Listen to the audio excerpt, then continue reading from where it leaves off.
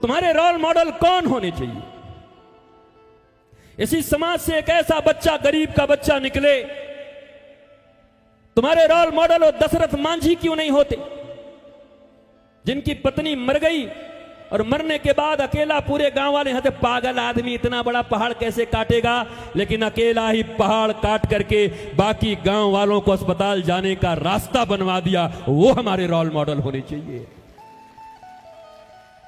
500 वर्ष की अस्मिता को पुनः जागृत करके भारत मां के जिन वीरों ने, इसी गया में भी जब रामनवमी रखी जाती होगी, सरस्वती पूजा रखी जाती होगी, दुर्गा पूजा रखा जाता होगा, तो लोग उनको आवारा कहते होंगे, चंदाखोर कहते होंगे। ये चंदाखोर लोग, आवारा लोग, और ये बड़े बड़े लोग अपने बेटे बेटियों को लेकर डाइनिंग हॉल में बैठे रहते थे। मैं सबसे पहले उनको प्रणाम करता हूं जिन लोगों ने भारतवर्ष में ये पूजा लगातार रखा, गालियां सुन के भी, क्योंकि उन्हीं के कारण आज राम और कृष्ण को पहचानने वाले लोग बचे हुए हैं। उनको प्रणाम करता हूं जिनको तुमने चंदाखोर कहा। ये डाइनिंग टेबल वाले लोगों ने नहीं बचाया है,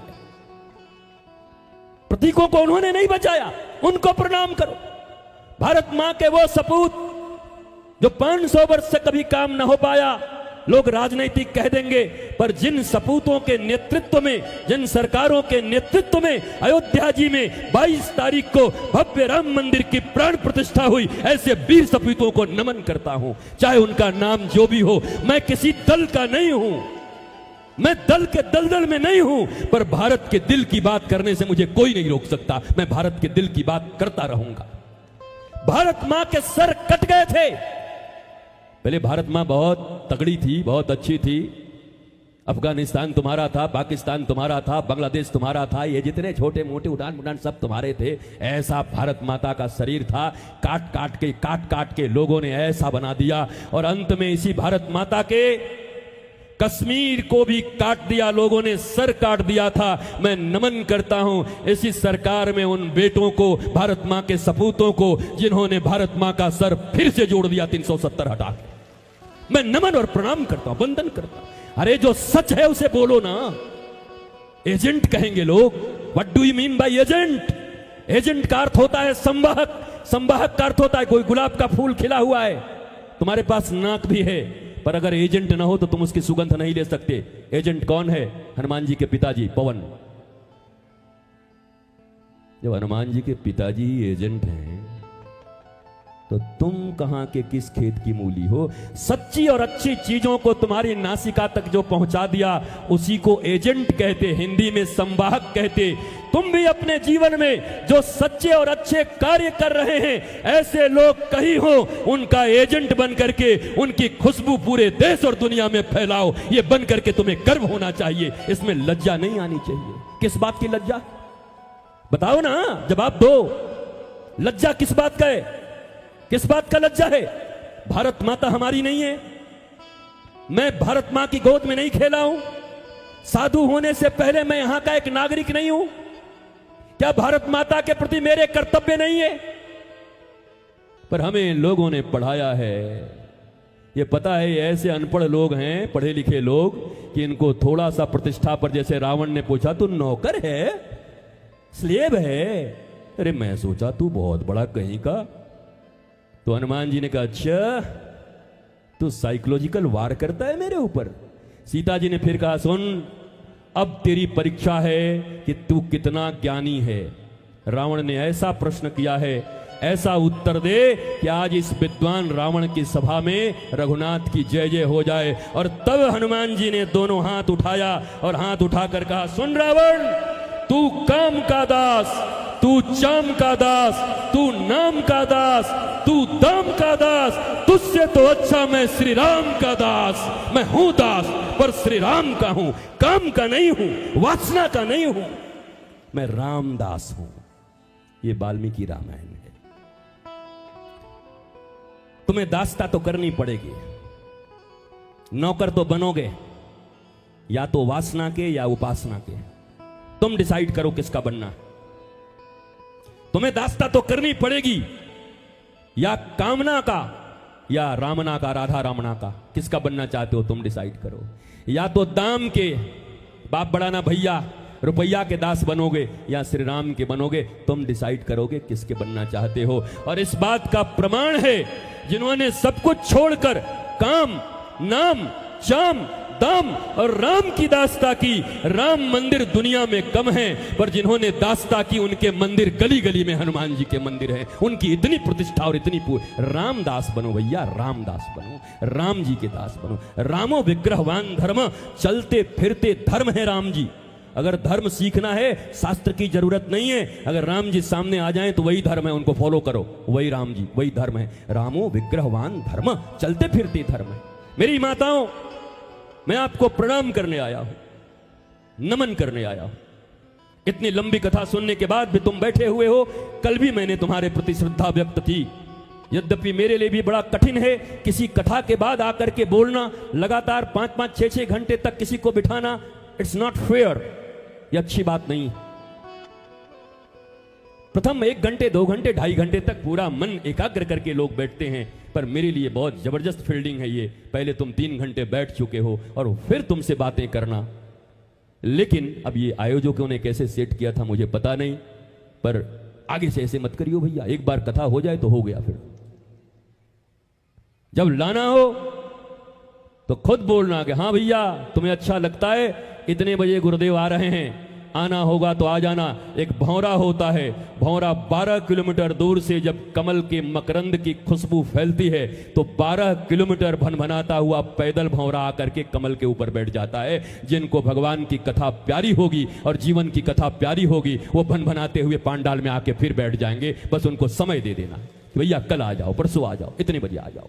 जिनको जरूरत हो जरूर आएंगे, और जिसको जरूरत नहीं है वैसे लोगों को बोलने से भी क्या जरूरत है। जिसकी नीड ही नहीं है, जिसकी आकांक्षा ही नहीं है, जो केवल एक रूढ़ियों के कारण चलो सुन लेते हैं, महाराज आए हैं एक बात करें, सुनने से क्या फायदा है, क्या करोगे इससे? तुम्हारे भीतर प्यास होनी चाहिए, हाँ आज मैं बदलूंगा। और याद रखो तुम्हारे बेटे बेटियां, मैं जितने लोग यहां बैठे हो, मैं दावे के साथ कह सकता हूं तुम्हारे 15 और 20 साल और 25 सालों में जितना तुम ना उनको अपना बना पाए, आज हमारी बेटियां और बेटे यहां से उठेंगे, तुम देखना उनके भीतर परिवर्तन होगा, माता और पिता के भीतर उनके प्रति प्रेम बढ़ेगा। यह तुमको जरूर पक्का पता चलेगा। ये वो जगह है जहां 1 घंटे के भीतर भी सब कुछ परिवर्तित हो सकता है, पर महत्व समझना होगा।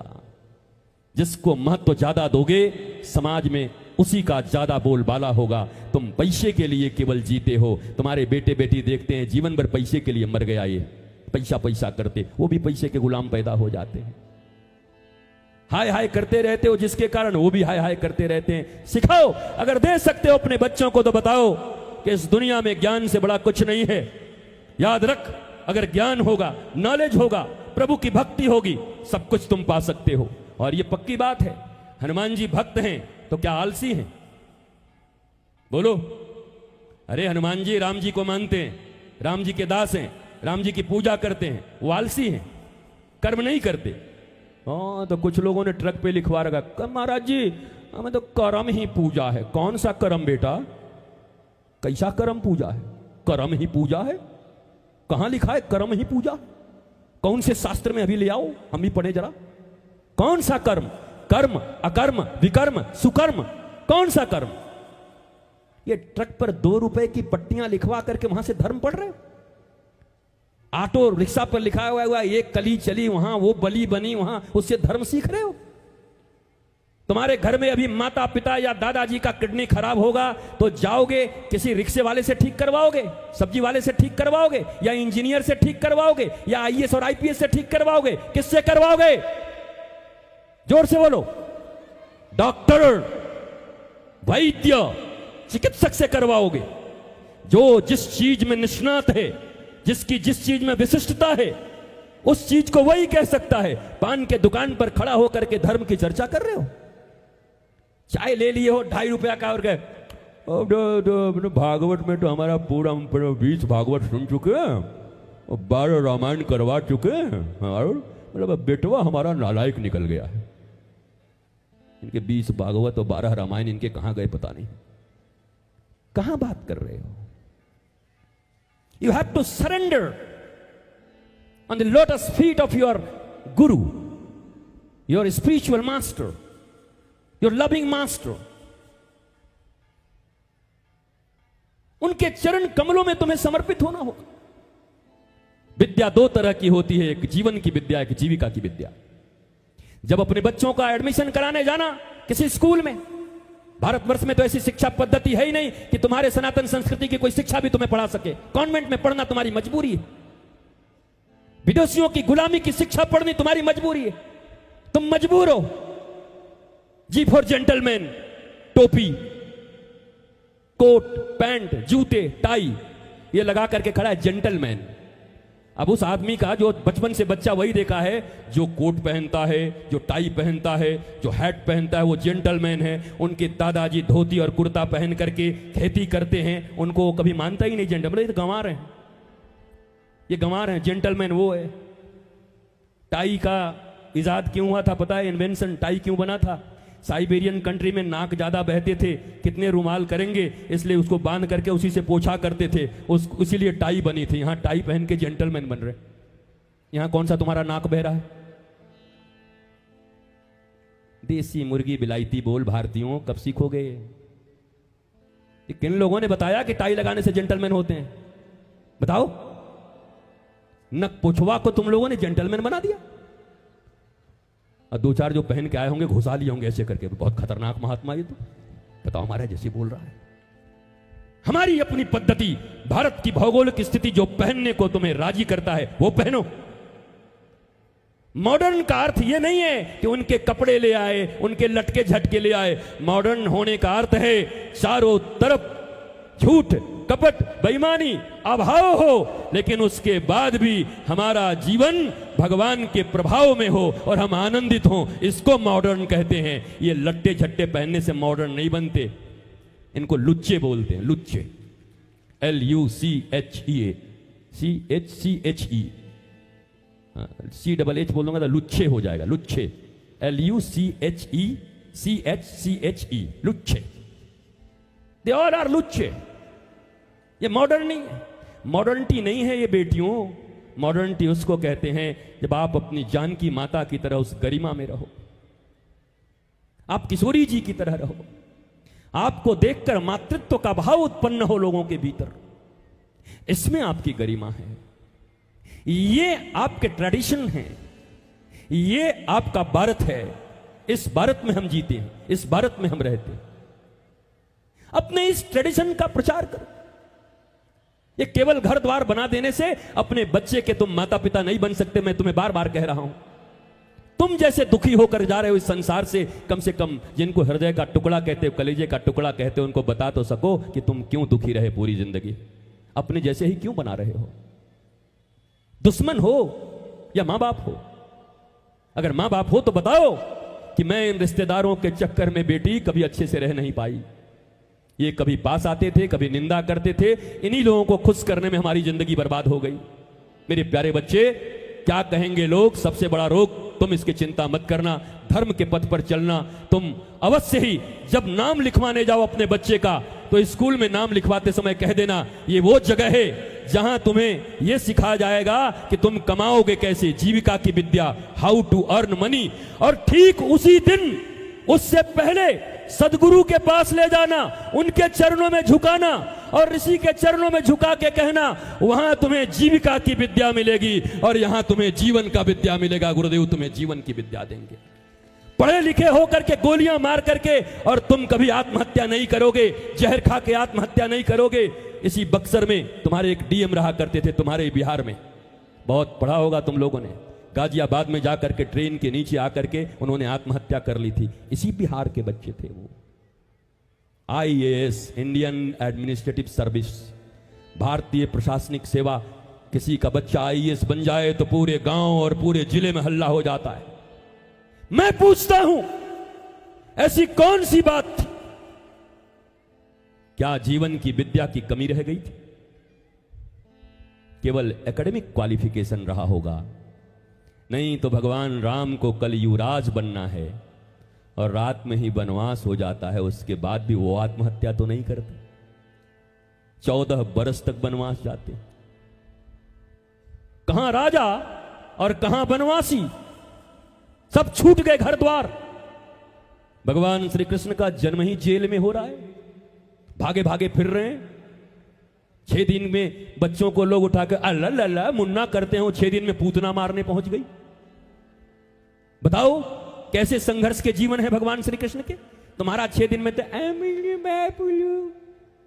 अब वहां 6 दिन में पूतना मौसी आ गई, अब मैं तुझे मारूंगी। भगवान कहते हैं आओ मौसी आओ, तुम्हारा काम तमाम करना है। पूतना का अर्थ होता है पूतना जो पवित्र नहीं है, अविद्या। पूतना कोई राक्षसी नहीं है, जो पवित्र नहीं है वही पूतना है। जिसके जीवन में कपट है वही पूतना है, कपट रूपी पूतना। कपट है पूतना है। पूतना कोई भीम भयंकर ऐसी लेडी नहीं है, वो 2.5 फीट की भी हो सकती है, 3 फीट की भी। पूतना जो पवित्र नहीं, जिसके पास विद्या नहीं, वो भी पूतना हो सकती है। मंथरा कोई लेडीज ही नहीं। जब मैं मंथरा कहता हूं तो पुरुष लोग उधर देखते हैं माताओं की तरफ, 1 नंबर की मंथरा है। अरे मंथरा नारी पुरुष नहीं है। मंथरा उसको कहते हैं जिसकी बुद्धि मंथर हो गई है, जिसका विवेक मंथर हो गया है, जिसको अपने पराये का पहचान नहीं, जिसको भगवान और शैतान का पहचान नहीं, उसको मंथरा कहते हैं। वो लेडीज भी हो सकता है, जेंट्स भी हो सकता है। तुम भी मंथारा हो सकते हो। हाँ, मंथरा बोले तो इधर देखते हैं, ये मंथरा, तुम मंथरा। मैं और मेरा मन मंथरा नंबर 1। सबसे बड़ी मंथरा कौन है? मेरा मन है, जो मुझे भटकाती है, जो मुझे अटकाती है, जो मुझे परेशान करती। मन है एव मनुष्यानाम कारणम बंध मोक्ष एव ही। तैतरीय उपनिषद, उपनिषद की बात है ये मन ही वो चाबी है जो एक तरफ घुमा दो तो ताला बंद हो जाए, और खोलना हो तो दूसरी तरफ घुमा दो। ये मन तुम्हें बंधन में भी रख सकता है, और इसी मन से तुम बंधन को तोड़कर स्वतंत्र भी हो सकते हो, आनंदित भी हो सकते हो। मन वो चाबी है, बस घुमाना किधर है ये सदगुरु से सीख लो, ये धर्म से सीख लो, ये आध्यात्म से सीख लो कि इस चाबी को घुमाना किधर है। इसी मन से मुक्ति मिलेगी और इसी मन से बंधन मिलेगा। हंसो, मुस्कुराओ मेरी मां, मुस्कुराओ। तुम मुस्कुराओगी तो तुम्हारे बच्चे मुस्कुराते हुए आएंगे। तुम अगर ऐसे आंख करके रहोगे तो बच्चे लोग भी ऐसे ही आएंगे, आंख करके टेढ़ा देखते हुए। हर समय मुस्कुराया करो, आह्लादित रहा करो। तुम करुणामयी हो, कृपामयी हो, ममता है तुम्हारे भीतर में। पर ममता को अंधकार, अहंकार और अज्ञान मत बनाओ। ममता शब्द का अर्थ सीखो। लक्ष्मण जी की मैया कहती हैं कि पुत्रवती जुवती जग सोई। इस दुनिया में पुत्रवती कहलाने की अधिकारिणी वही है जिसने अपने पुत्र को रघुपति का भक्त बना दिया हो। बाकी तो पुत्रवती होके भी बांझ के जैसी है। शास्त्र तो यही कहता है। अगर तुम्हारी संतानें ईश्वर भक्त नहीं हुई, अगर तुम्हारी संतानें राम और कृष्ण के प्रति आसक्त नहीं हुई, उनकी भक्ति न हुआ उनके जीवन में, तो तुम कैकसी बन जाओगे, रावण की मम्मी। रावण बड़ा छोटा था बेचारा, बेचारा कहता हूं मैं। रावण को रावण बनाने में उसकी मां का हाथ है। आप अच्छे से पढ़ा करो ठीक से। वो मां से पूछता था जाकर के, मातृदेवो भव पितृदेवो भव। और मां क्या कहती थी? वो राक्षसी कुल की थी। वो बोलती थी तूने मेरा दूध पिया है, तू बिल्कुल मेरे जैसा है। अपने मामाओं का बदला लेना तुम्हारे मामा से देवता लोग लड़े हैं, उनसे बदला लेना। बड़ा कंफ्यूज होता था। पितृकुल के लोग कहा करते थे ऋषि बनो, ऋषि बनो, श्रेष्ठ काम करो। बड़ा कंफ्यूज था। जाकर एक दिन आचार्य से पूछा मैं क्या करूं? आचार्य ने कहा मातृ देवो भव, पितृ देवो भव, आचार्य देवो भव। पहली बात मां की मानना, और वहीं से कैकसी के कारण रावण रावण बन गया। काश उस दिन भरत की तरह हो जाता रावण और कहता मैं कैकई की बात नहीं सुनूंगा, तो रावण रावण नहीं बनता। ये राम लीला, ये कृष्ण लीला, इनमें खोट देखने के लिए तुमको परीक्षक नहीं बनाया गया, एग्जामिनर नहीं बनाया गया तुमको। तुम पीएचडी करके नहीं आए हो। ये तो सिनेमा बनाया है भगवान ने। भगवान ही इसके डायरेक्टर, भगवान ही इसके प्रोड्यूसर, भगवान ही इसके हीरो, और भगवान ही सारे लोगों को चुने हैं। बोलो ये रावण और कुंभकर्ण कौन है जी? वैकुंठाधिपति नारायण के द्वारपाल हैं जय और विजय। कौन है? राम जी ने सिनेमा बनाया। सिनेमा हम लोगों के लिए बनाया कि ऐसा करोगे तो ऐसा मिलेगा, ऐसा करोगे तो ऐसा मिलेगा, ऐसा करोगे तो ऐसा मिलेगा। पर कमाल है हमारा बिहार भी। यहां पटना का एक आदमी राम जी के ऊपर केस कर दिया था कि सीता जी को कैसे छोड़ दिए थे, अब जाके मानना पड़ेगा बिहार को भी भाई, एक से एक बड़े बड़े लोग हैं यहां पर। भैया राम जी के जीवन से सीखकर अपने जीवन को राममय बना लो। पत्नी क्यों छोड़ा, आग में क्यों रखा, वो वहां क्यों गई, इसके लिए तुम क्या मालिक हो उनके? भगवान राम के लीला से सीखो, और केवल एक ही बात सीख लो तो जिंदगी हराम होने से बच जाएगा। अपने बच्चे लोगों को प्रणाम करना ही सिखा दो कि राम जी देखो बेटा प्रणाम करते थे, वो तो नहीं सिखा पाए। पत्नी क्यों छोड़ दिया, ये तो ठीक नहीं हुआ, राम जी ने ठीक नहीं किया। अरे राम जी की मम्मी राम जी के ऊपर बताएंगी कि राम जी ने क्या किया, इनको जजमेंट करने का अधिकार मिला है राम जी का। भगवान बुद्ध की धरती है ये। वो तो बच्चा कितने दिन का था जब छोड़कर भागे थे, तो बोलो। पत्नी और बच्चे को रात में छोड़ के भाग गए थे तो कितने दिन का बच्चा था? आप लोग जाती हैं कि नहीं बुद्ध का दर्शन करने? कभी कभी करिए है ना, सावधानी से करिएगा, कहीं भाग न जाए रात में आपका वाला भी। वो देखोगे कि बुद्ध क्यों गए, पत्नी को क्यों छोड़ दिया, ये जजमेंट करोगे। बच्चे को क्यों छोड़ दिया, जिम्मेवारियों को क्यों छोड़ दिया, जिम्मेवारी पूरा नहीं किया। ये कैसी विकृत बुद्धि है। उन्होंने एक इंस्टेंस सेट किया कि जीवन में खुद को पहचानने के लिए जाना पड़ा, गए और इसी बोधि वृक्ष के नीचे खुद को पहचाना और फिर लौट कर गए पूरी दुनिया में, और जाकर दुखों से जैसे मुक्ति लोगों को मिल सकती है वो राह बताया उनको। दुनिया में दो ही प्रकार के लोग हैं, वो बुद्ध हैं। अच्छा बुद्ध बुद्ध कैसे बने? आज बुद्ध के नाम पर इतनी लड़ाइयां चल रही हैं, झगड़े चल रहे हैं। बुद्ध बुद्धिज्म, हिंदू हिंदुइज्म, ये इज्म इज्म, इतनी लड़ाइयां चल रही हैं। दुनिया में दो ही तरह के लोग होते हैं, एक बुद्ध एक बुद्धू, तीसरा कोई नहीं होता। बुद्ध का अर्थ होता है बोधवान, समझ, प्रज्ञा, प्रतिबोध। और ये कोई आज नहीं आए हैं बुद्ध, बुद्ध कोई नाम नहीं है, बुद्ध टाइटल है। प्रतिबोध, उपनिषदों के पढ़ने के बाद प्रतिबोध मिलता है, बोध शब्द वहां से आया, बुद्ध। पर इज्म में क्या है? नफरत। अरे जरा सीखो कि जिन्होंने रोगी देखकर, जिन्होंने मृत्यु देखकर, जिन्होंने झड़े हुए पत्तों को देख करके स्वयं को खोजना प्रारंभ किया, मैं कौन हूं, क्या एक दिन मैं भी मर जाऊंगा, क्या एक दिन मैं भी बूढ़ा हो जाऊंगा, इसके लिए वो बुद्ध बनने गए। क्षत्रिय कुमार, क्षत्रिय वंशज, शुद्धोधन के पुत्र, राजपुत्र भगवान बुद्ध।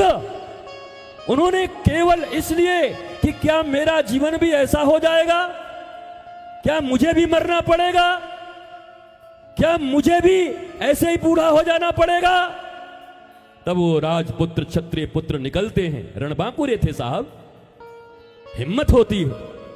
छात्र धर्म का पालन किया उन्होंने। क्षत्रियों के भीतर जो हिम्मत होता है उस हिम्मत को दिखाया और कहा कि जब तक इन सबों का उत्तर नहीं खोज लेता तब तक मैं गांव और घर की तरफ वापस नहीं आऊंगा। और वो क्षत्रिय पुत्र जाकर के एक दिन गौतम बुद्ध बन करके और पूरे दुनिया का उन्होंने मंगल किया। इस बात पर क्यों नहीं प्रसन्न होते? इस बात के लिए बुद्ध की मीमांसा होनी चाहिए, उनकी जयकार होनी चाहिए। कहां जाओगे? पर पता नहीं क्या क्या लड़ाइयां चल रही, क्या झगड़े चल रहे हैं। बुद्ध का ब नहीं जानते, बुद्धिस्ट हो गए। राम जी की एक बात नहीं सुनेंगे, सनातनी बन गए। कृष्ण का गीता नहीं समझ में आता, अब बोलेंगे हम माखन मिश्री खा करके हम तो कृष्ण भक्त बन जाएंगे। कमाल है भैया। पहले पढ़ो तो उनको। भगवान राम अपने गुरुदेव के पास जाते हैं, वशिष्ठ के पास, कहते हैं प्रभु हे गुरुदेव मेरा मन बड़ा विचलित है। भगवान कह रहे हैं मेरा मन विचलित है क्योंकि मनुष्य के रूप में आए हैं। मनुष्य की कठिनाइयों को जब तक दिखाएंगे नहीं तब तक मनुष्य ऐसे समस्या का समाधान कैसे करेगा? नहीं तो भगवान का मन विचलित हो, ऐसा कभी हो सकता है? जो ईश्वर हो जाते हैं और वशिष्ठ बैठते हैं गुरु गादी पर और योग वासिष्ठ नामक ग्रंथ का रचना कर दिया उन्होंने। भगवान राम शिष्य बनकर बैठे हैं और गुरु वशिष्ठ बनकर बैठे हैं। उन्होंने योग वासिष्ठ जैसे गीता सुनाया अर्जुन को भगवान श्री कृष्ण ने, वैसे ही गुरुदेव वशिष्ठ ने योग वासिष्ठ सुनाया भगवान श्री राम को। इसलिए मैं हाथ जोड़ने आया हूं आपसे, गया वासियों से। आप सभी संस्कारों की तरफ चलो, अपने बच्चों को संस्कारों की तरफ भेजो। संस्कार जिनमें होंगे, अरे पूत कपूत तो क्या धन संचय, पूत सपूत तो क्या धन संचय। 16 संस्कारों की ये सनातन संस्कृति और सनातन धर्म। एक बार और हाथ उठाना, अभी मत उठाओ। बताओ 16 संस्कार के नाम कितने लोग जानते हैं? पालन तो छोड़ दो, नाम कितना जानते हो बताओ? बताओ। सनातनी है आप? सनातनी है? सनातन धर्म में 16 संस्कार होते हैं। कितने संस्कारों का नाम जानते हो? कितने संस्कारों का पालन किया आपने में? विवाह भी एक संस्कार है, उसको भी इवेंट बना दिया।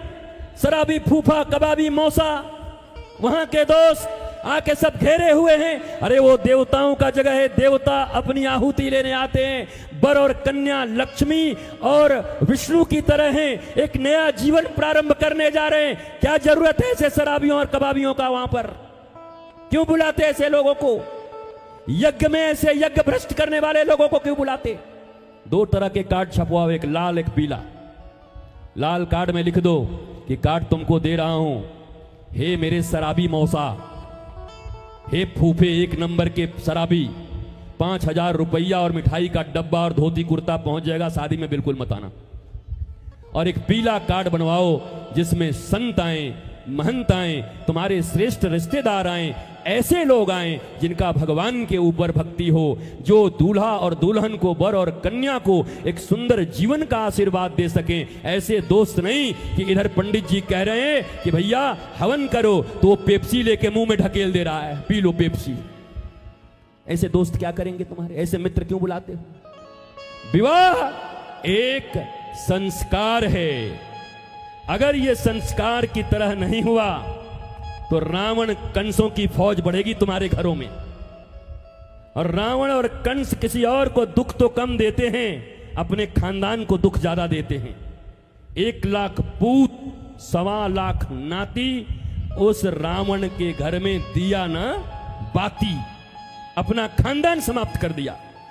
तुम क्या चाहते हो? विवेकानंद की तरह, भगवान राम की तरह, ध्रुव की तरह, प्रहलाद की तरह ऐसे पुत्र, मदालसा की तरह पुत्रियां चाहती हो? देवहूति की तरह चाहती हो? जानकी की तरह चाहती हो? लक्ष्मीबाई की तरह चाहती हो? क्या चाहती हो? या ताड़का और पूतना चाहती हो? कंस और हिरण्याक्ष चाहती हो? हिरण्यकश्यप चाहते हो? क्या चाहते हो? बोलो ना, बताओ। अच्छा काम करेंगे नहीं और बेटा विवेकानंद चाहिए, and how is it possible? बीज पड़े और अंकुर न फूटे, ऐसा कभी नहीं हो सकता। कर्म करे और फल ना भोगे, ऐसा कभी नहीं हो सकता। कर्म करने में तो होशियार है, फल भोगने में बड़ा ही लाचार है। जिसने जानी है महिमा गुरु की, उसका डूबा कभी ना जहाज है। गुरु वचनों को रखना संभाल के, एक एक वचन में गहरा राज है। जिसने जानी है महिमा गुरु की, उसका डूबा कभी ना जहाज है। दीप जले और अंधेरा मिटे ना, ऐसा कभी नहीं हो सकता। और एक सबसे प्यारी लाइन इसकी है, गुरु परिपूर्ण समर्पित तू हो जा, धोखा कभी नहीं खा सकता। लक्ष्मण रेखा सत्संग की हो तो, गुरुवाणी की हो तो, कथा की हो तो, रावण कभी नहीं आ सकता। अब तो होता ये हर पल आभास है, मेरे गुरुवर सदा ही मेरे साथ हैं। हो जिसने जानी है महिमा गुरु की, उसका डूबा कभी ना जहाज है। गुरु वचनों को रखना संभाल के, एक एक वचन में गहरा राज है। हो जिसने जानी है महिमा गुरु की, उसका डूबा कभी ना जहाज है, उसका डूबा कभी ना जहाज है। ये भाव जीवन में रखना, अपने अपने गुरुदेव भगवान के नियम और निष्ठा में चलो। मूर्ति अचल विग्रह हैं भगवान के, और गुरु सचल विग्रह हैं भगवान के। किसी दिन पूजा कर रहे हो ना घर में, आधी पूजा छोड़ के उठना पाप होता है, पर एक जगह पर क्षमा है। तुम पूजा कर रहे हो और तब तक द्वार पर गुरु ने दस्तक दिया, तो पूजा छोड़कर भागकर गुरुदेव की चरणों की पूजा कर लेना, क्योंकि वही कृष्ण कन्हैया अब दूसरे रूप में गुरु बनकर तुम्हारे द्वार पर आकर तुम्हारी पूजा से प्रसन्न होकर खड़ा हो गया। ये शास्त्र कहता है। सिर्फ एक जगह पर पूजा को बीच में छोड़ा जा सकता है। तो जीवन में जैसे मां जिंदा चाहिए, पिता जिंदा चाहिए, मित्र जिंदा चाहिए, पुत्र जिंदा चाहिए, परिवार जिंदा चाहिए, रिश्तेदार जिंदा चाहिए, मेरे भैया गुरु भी जिंदा ही चाहिए। फोटो से नहीं होगा। पापा मम्मी का फोटो लगा रहता है हॉस्टलों में बच्चों के, फिर भी सिगरेट खींच लेते, पर वही सचमुच पापा मम्मी बैठे रहे तो सिगरेट खिंचाई होगी? नहीं होगी। इसलिए लिविंग आइडियल की बात हमारा शास्त्र करता है, जीवंत आदर्श। ये पढ़ाइयां करना मेरे बेटे बेटियों, और साथ में गुरु से संस्कार लेना, 16 संस्कार पालन करना। 5 वर्ष की आयु तक 13 संस्कार हो जाते हैं। सेकंड लास्ट है विवाह, और अंतिम तो न चाहो तब भी हो जाएगा। तो केवल अंतिम बच गया है भारत में, अंतिम संस्कार विवाह इवेंट। बाकी किसी संस्कार से कोई, अरे पिता और माता मिलन करने को जब जाते हैं तो हमारे यहां ये वासना नहीं है, ये भी उपासना है, यह भी संस्कार के अधीन है। गर्भाधान, पुंसवन जानते ही नहीं, लज्जा आती है कहने में। तब इस भारत में ध्रुव और प्रहलाद आते थे। और जितने संस्कारों को तुमने हटाया उतना करप्शन बढ़ा, मॉडर्निटी के नाम पर न्यूडिटी बढ़ी, चारों तरफ अशांति, डिप्रेशन यही बढ़े हैं। मैं पुनः कहता हूं, भारतवर्ष के लोगों जग जाओ, और इसके लिए तुम्हें जरूरत पड़ेगी अच्छे माहौल की। तो आने वाला समय लोकतंत्र के महापर्व का त्योहार है। कितनों के मुंह ऐसे, अच्छा गुरुजी लास्ट में बोलेंगे ही, धर्म है बोलना, यह भी उत्सव है। भारतवर्ष लोकतांत्रिक किसी भी देश में लोकतंत्र का पर्व सबसे बड़ा पर्व है, होली और दीपावली से भी बड़ा है। होली मनेगी कि नहीं मनेगी ये पर्व तय करता है। मनाओ अफगानिस्तान में जाके होली, जाओ वहां 47 से होली चल रही है, एक दिन में लालम लाल हो जाओगे। तुम्हारा ही तो देश था, गांधारी वहीं की थी।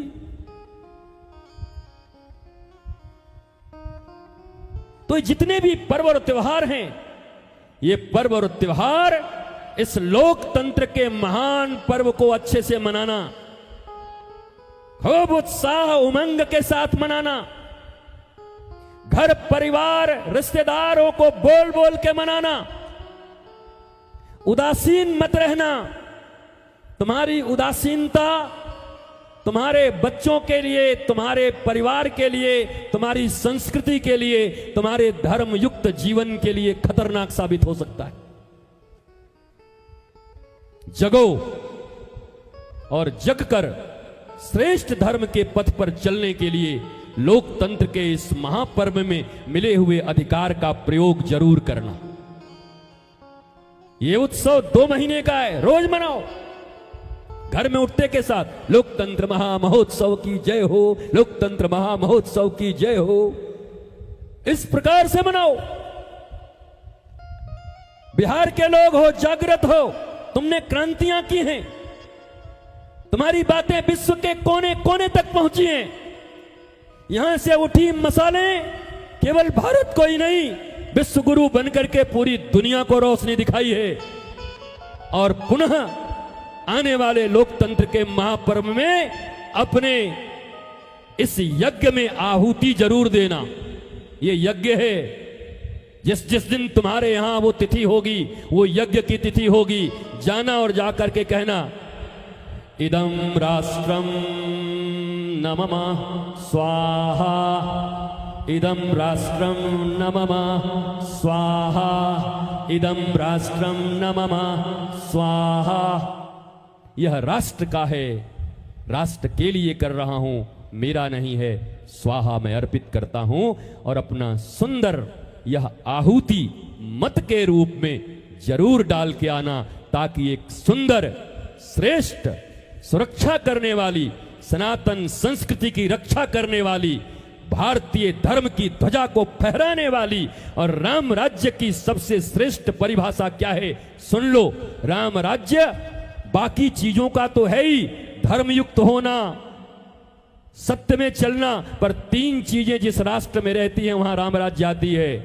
निःशुल्क और उत्तम शिक्षा, निःशुल्क और उत्तम चिकित्सा, निःशुल्क और अविलंब न्याय। ये 3 चीजें अगर स्विट्जरलैंड में आ गई तो स्विट्जरलैंड में राम राज्य आ जाएगा।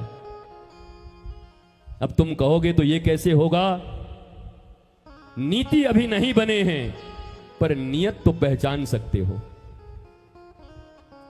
नियत तो अपने घर वालों को भी पहचानते हो। कहते हो ना, ये छोटा वाला फूफा है ना, बड़ा नियत का बेईमान आदमी है, इसको उधार मत देना। बड़के फूफा बहुत अच्छे हैं, 5,000 दोगे तो 7,000 वापस कर देंगे। नियत तो तुम पहचानते हो ना अपने घरों में एक एक लोगों का।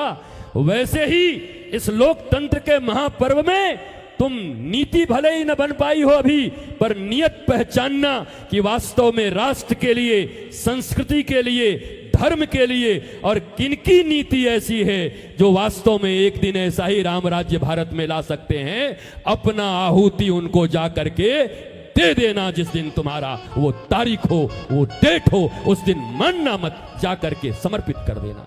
नीति नियत दोनों पहचान के दे देना। मेरा काम नहीं है, मैंने कल भी कहा है, मेरा काम नहीं है किसी पार्टी का प्रचार करना। और तुम मेरे प्रोफाइल को देखोगे तो बड़े अद्भुत तुमको लगेगा कि आश्रम में कौन कौन से लोग आते। 140 करोड़ भारतीय आते, जितने स्कॉलर मुस्लिम्स हैं वो सब आते हैं, क्रिश्चियन आते हैं।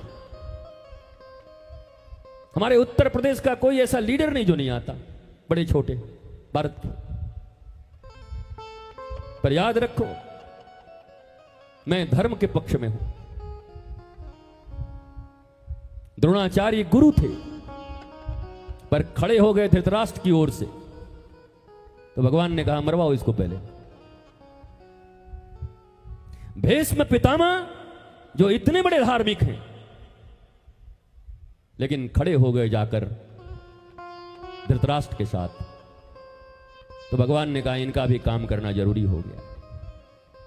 कर्ण जैसा दानी आज तक कोई पैदा नहीं हुआ, और कर्ण जैसा मित्र कोई पैदा नहीं हुआ, लेकिन पता नहीं कहां जाके खड़े हो गए।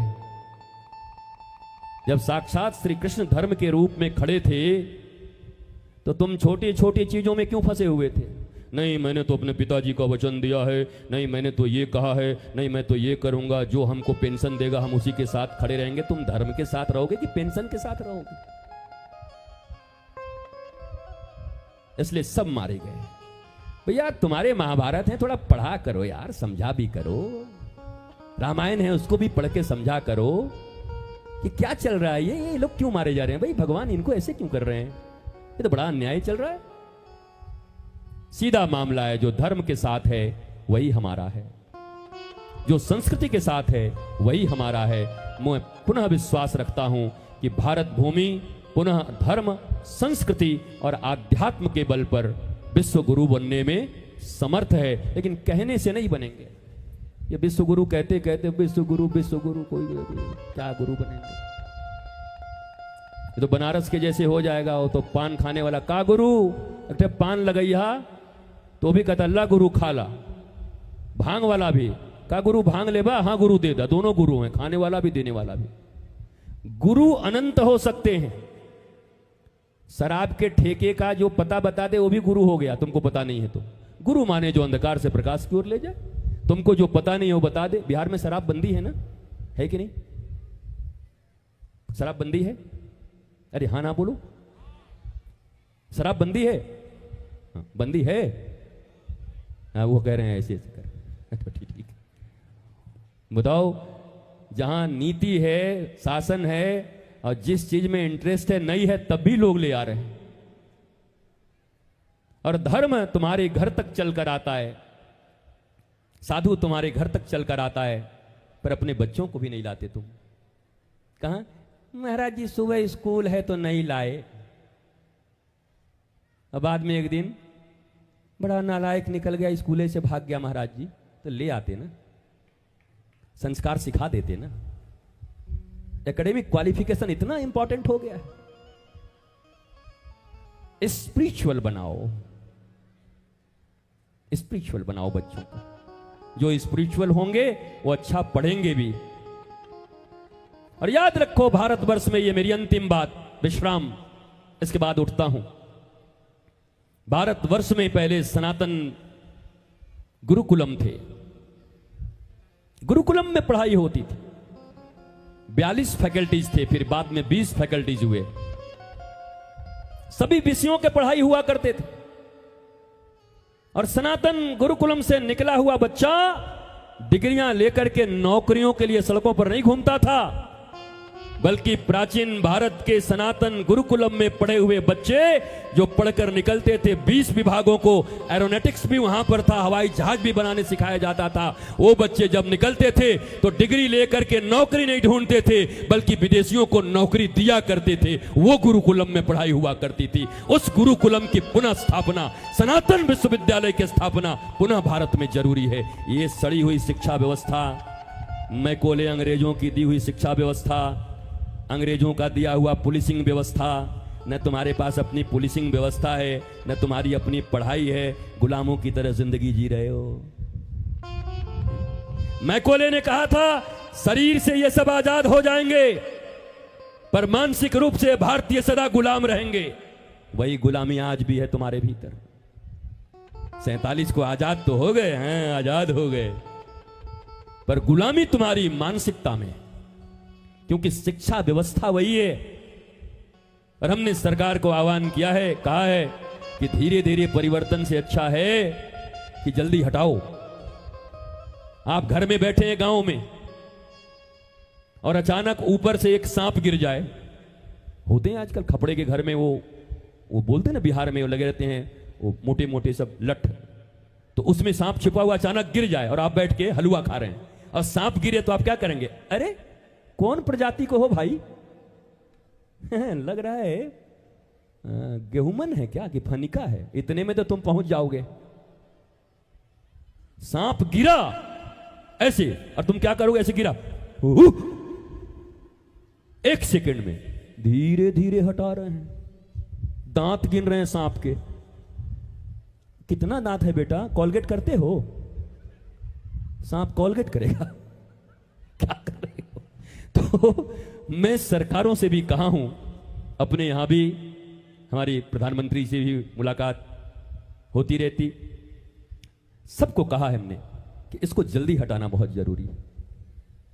तुरंत, स्लोली स्लोली नहीं। इतने तो हम बिगड़ गए हैं कि 5 पीढ़ियां बिगड़ गई। मैकोले ने हमारी 5 पीढ़ी बिगाड़ दी। अब और इंतजार करेंगे तो समय नहीं मिलेगा।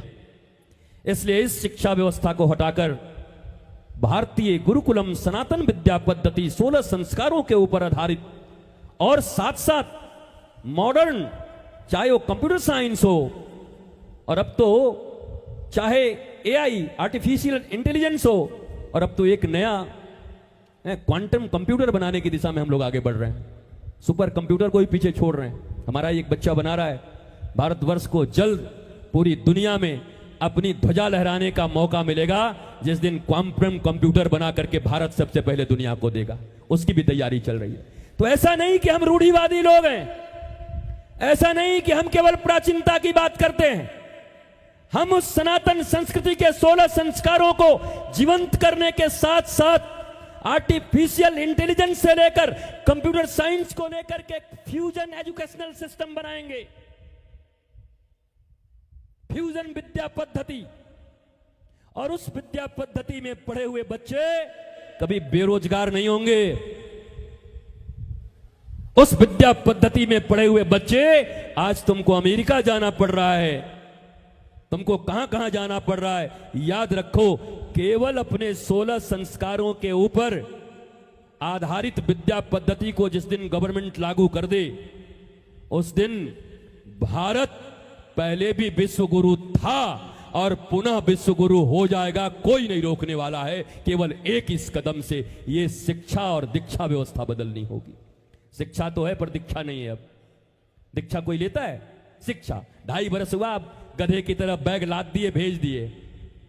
Twinkle twinkle little star how I wonder what you are, Johnny Johnny yes papa, little sugar no papa. चले गए, पहुंच गए। बड़ा होकर के पापा को ढापा बना देगा, ये मम्मी को मम्मी बना देगा, जो पिक्चर बना हुआ है। समाप्त हो जाओगे। इसलिए अपनी शिक्षा व्यवस्था चाहिए, जिस शिक्षा व्यवस्था में कभी ध्रुव जन्म लिए, प्रहलाद जन्म लिए। भगवान कृष्ण को पढ़ने में देरी हो गई, 11.5 साल तक वृंदावन में खेलते रह गए। तो फिर जब वहां पहुंचे तो फिर भेजा वहां से देवकी और वसुदेव ने, जाओ जाओ जाओ जाओ पढ़ के आओ। यशोदा मैया को तो चरा देते थे, अरे पढ़ के का होएगो मैया, पढ़वे थे का मिलोगो, हम तो वही आनंद में पढ़ के का मिलेगो। पर यशोदा बहुत प्यार करती थी, पर जब वहां देवकी के पास गए तो भेज दिया कहां? बोला सांदीपनी मुनि के आश्रम में, जाओ पढ़ के आओ। यहां राम जी भी गुरु गृह गया पढ़न रघुराई, अल्प काल विद्या सब पाई। गुरु गृह गया पढ़न रघुराई,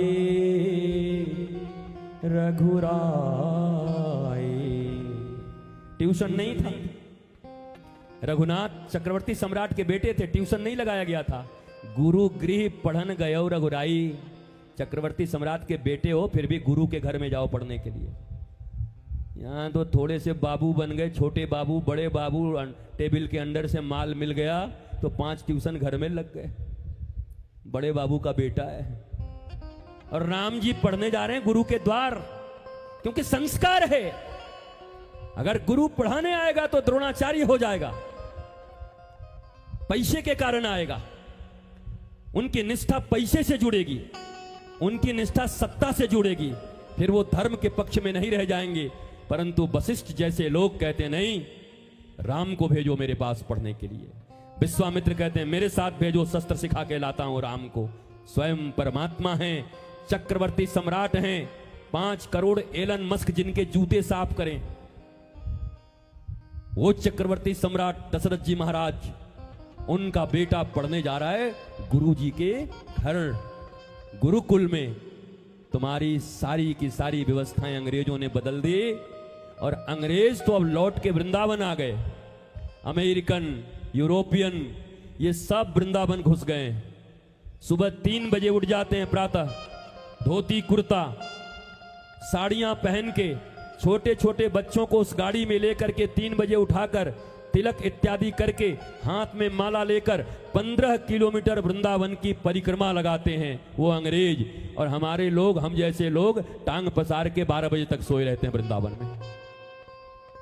भारतीय गए, अंग्रेज वापस आ रहे हैं, लौट रहे हैं भारत की प्राचीन शिक्षा की तरफ, दीक्षा की तरफ, आध्यात्म की तरफ।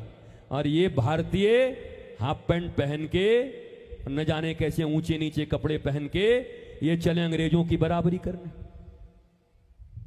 दुविधा में दोनों गए माया मिली न राम, न भारतीय रहा न अंग्रेज रहा, बीच का हो गया त्रिशंकु। तुम्हारी संस्कृति बड़ी है, अपनी संस्कृति में बच्चों को पालो। पैंट शर्ट पहनना बुरी बात नहीं है, पहनो, अच्छे से रहो, मॉडर्न कपड़े पहनो, पर भीतर से भी तो मॉडर्न रहो। भीतर से तो दकियानूस हो, टेंशन में हो, डिप्रेशन में हो। कोई तुम्हारे पास ज्ञान नहीं है, नॉलेज नहीं है तुम्हारे पास, ऊपर से चकाचक, भीतर से सफाचट। भीतर से भी चकाचक रहो, ज्ञान के बल पर, गुरुकुलम के बल पर।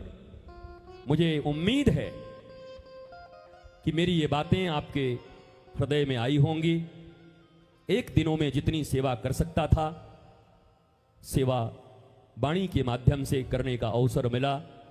बहुत सारी चीजें मस्तिष्क में रहती हैं तो लगता है अच्छा अब बोल दूंगा, तब बोल दूंगा, बहुत सारी चीजें रह जाती है, विशृंखल हो जाती है। पर मुझे लगता है घी का लड्डू टेढ़ा भी भला, जैसे भी करके बोला होगा। अगर इसमें से कुछ बातें आपके जीवन में आ जाएं, अपने बच्चों के संस्कार, हमारे बच्चे केवल फ्रेंड ही मानने लगे अपने मम्मी पापा को, तो इतने में कितना काम